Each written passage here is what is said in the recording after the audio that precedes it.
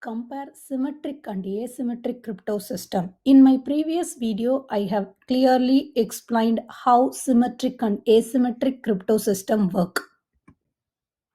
Symmetric cryptography uses the same key for encryption and decryption. What does it mean? The sender and receiver of a message both have access to the same secret key, which is used to both encrypt and decrypt the message. This method is typically faster but more efficient than asymmetric cryptography.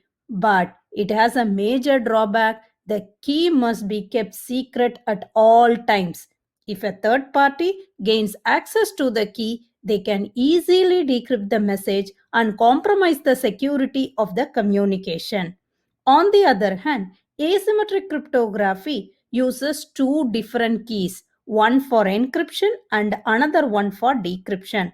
One key is used to encrypt the message while the other key is used to decrypt it. This means that the sender of a message only needs to know the recipient public key, while the recipient uses their private key to decrypt the message. Asymmetric cryptography is slower and more complex than symmetric cryptography, but it is much more secure. Even if an attacker intercept the encrypted message and gain access to the public key, they will not be able to decrypt the message without the corresponding private key.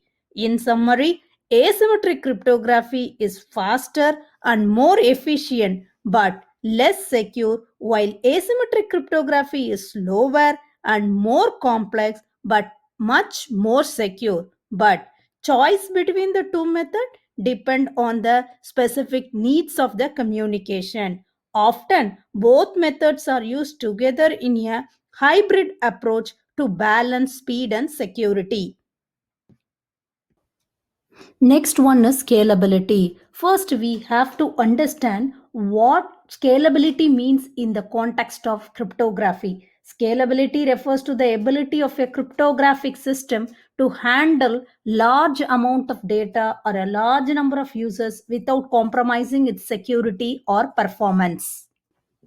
Let's see with an example. Alice and Bob, who want to communicate securely. In symmetric cryptography, both Alice and Bob share the same secret key, which they use to encrypt and decrypt their message. However, if they want to communicate with more parties, they would need to create separate secret keys for each party.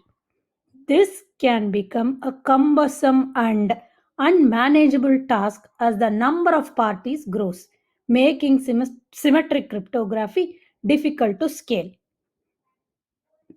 With the same example, let's see asymmetric cryptography.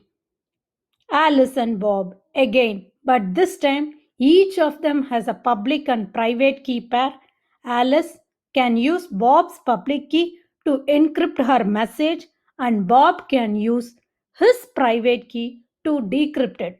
Similarly, Bob can use Alice's public key to encrypt his message, and Alice can use her private key to decrypt it. This means that each party can communicate securely with any number of parties without having to create separate secret key for each one.